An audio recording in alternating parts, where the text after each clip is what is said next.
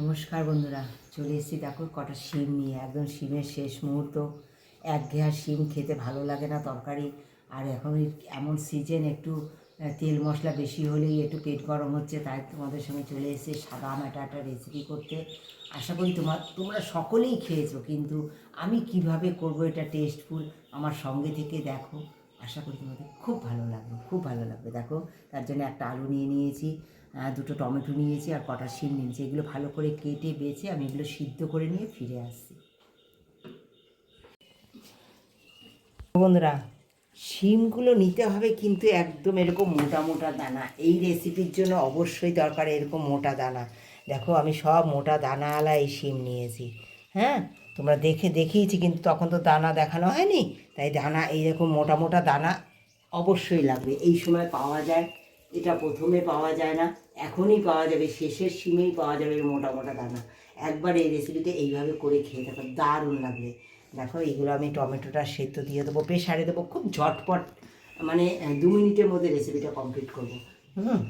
একটা আলু দিয়ে দিচ্ছি, আর পরিমাণ মতো কী দেবো বলো তো, লবণটা দিয়ে দেবো, যাতে তাড়াতাড়ি সিদ্ধ হয়ে যায়, আর পরে আর লবণ লাগবে না। হ্যাঁ, এই অল্প লবণ দিয়ে দিলাম। দেখো, এই যে সব বড় মোটা মোটা শিম দানা, এইগুলো দিয়ে আমি করব। অল্প জল দিয়ে দেবো পরিমাণ মতো, জলটা শুকিয়েও যাবে। এই যে অল্প জল দিলাম, জলটা শুকিয়েও যাবে আর সিদ্ধও হয়ে যাবে। বেশি জলের দরকার নেই, কারণ টমেটো থেকে জল বেরোবে, তাই জল বেশি দিলাম না। দিয়ে এটা সুন্দর প্রেসার বন্ধ করে দিয়ে আমি একটা সিটি মারবো, সিদ্ধ হয়ে যাবে। আমি সিদ্ধ করে নিয়েছি শিমগুলো। হ্যাঁ, এবার এই যে দানা আছে, তো এটা এমনি মাখলেই হয়ে যেত, কিন্তু এই যে দানাগুলো আছে, দানাগুলোর জন্য আমি একটু শিলে নিয়ে নেবো।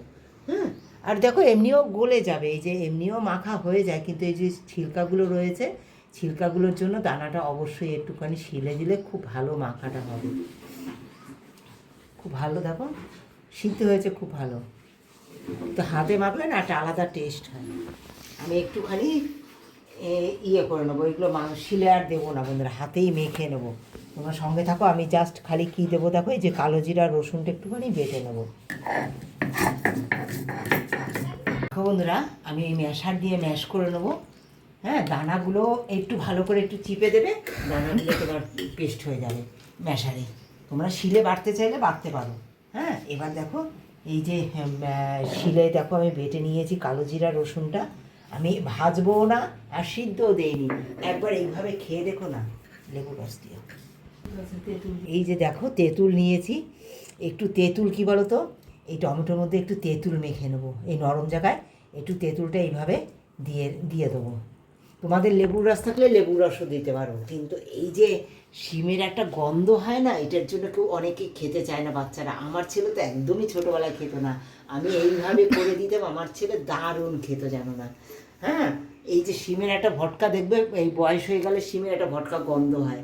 হ্যাঁ, রান্না করো আর যাই করো, যতই সুস্বাদুভাবে রান্না করো না, কিন্তু এই যে একটা জিনিস দেবো আমি, এতে যে একটা দারুণ ফ্লেভার হবে না, জাস্ট অসাধারণ লাগবে। আর এই যে তেঁতুল দিয়ে দিচ্ছি, তোমাদের লেবুর রস থাকলে লেবুর রস দিয়ে দিও, এটা টক টক ভাব হবে, খুব ভালো লাগবে খেতে। হ্যাঁ, দিয়েছি। তেলের মধ্যে দিয়ে দেবো পেঁয়াজ, দিয়ে দেবো একটা কাঁচা রসুন, কাঁচা লঙ্কা,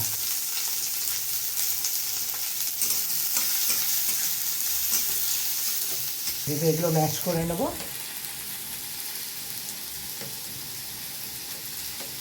সুন্দর ম্যাশ করা হয়ে গেছে। এবার দেখো, এই যে পেঁয়াজটা হালকা করে ভেজে নিলাম, খুব বেশি ভাজবো না বন্ধুরা, এই হালকা করে ভেজে নিয়েছি। তোমরা লঙ্কাটা ঝালটা তোমাদের ইচ্ছে মতো দিও, আমি শুকনো লঙ্কা দিইনি, শুকনো লঙ্কাও ফোড়নে তোমরা দিতে পারো, আমি দিইনি আজকে। হ্যাঁ, দেখো এই পেস্টটা আমি দিয়ে দেবো এর মধ্যে। এই যে কাঁচা রসুনটা, কাঁচা জিরে, কালো জিরেটা কাঁচা, এইভাবে একবার দেখে এইভাবে করে খেয়ে যেতে, কতটা সুস্বাদু হয়। এই অবস্থায় দিয়ে দেবো আমি, দেখো এই যে গন্ধরাজ পাতা, এই যে গন্ধরাজ লেবুর পাতা দেবো, একটু চিনি দেবো সামান্য,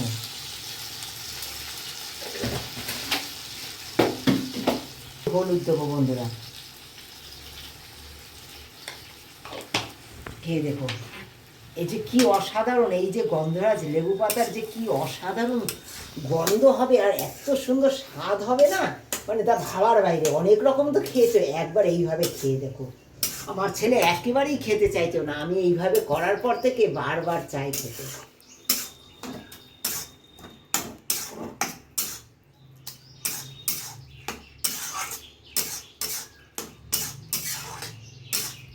এইটা ভালো করে আমি এবার শুকিয়ে নেব, সুন্দর করে শুকিয়ে নেবো বন্ধুরা।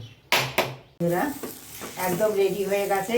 এবার এই গন্ধরাজ পাতাগুলো আমি ফেলে দেবো। হ্যাঁ, গন্ধ হয়ে গেছে। এবার 1 মিনিট জাল দেওয়ার পরে গন্ধরাজ পাতাগুলো ফেলে দিয়ে আমি এটা নামিয়ে দেবো। একদম রেডি হয়ে গেছে। এর থেকে বেশি শুকোলে কি বলো তো, এটা আরও শুকিয়ে যাবে। এমনি রেখে দিলেই এটা একটু টেনে যাবে, কারণ এটা কি বলো তো, এই যে আলু দেওয়া আছে এতে শুকিয়ে যাবে আরও। আমি এরকমভাবে নামিয়ে দেবো। নামানোর পরে কি কি দেই সঙ্গে থাকো, আশা করি তোমাদের খুব ভালো লাগবে। এটা নামিয়ে দেবো, নামিয়ে দিয়ে কি কি দেই সঙ্গে থেকে দেখো।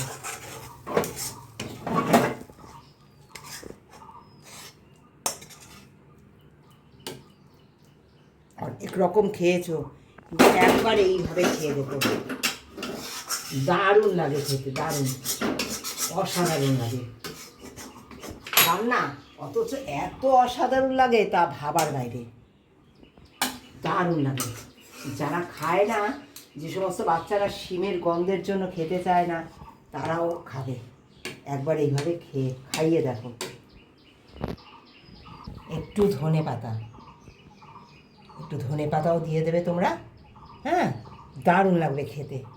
ধনে পাতাটা দিয়ে দেবো, আর একটু কাঁচা সর্ষে তেল মাখাম। তোমরা দেখেছো আমি রান্না যখন ওটা একটু করে টেনেছি, অল্প তেল দিয়েছি, সামান্য তেল। তাই এবার নামাবার পরে দিয়ে দেবো একটু কাঁচা সর্ষে তেল।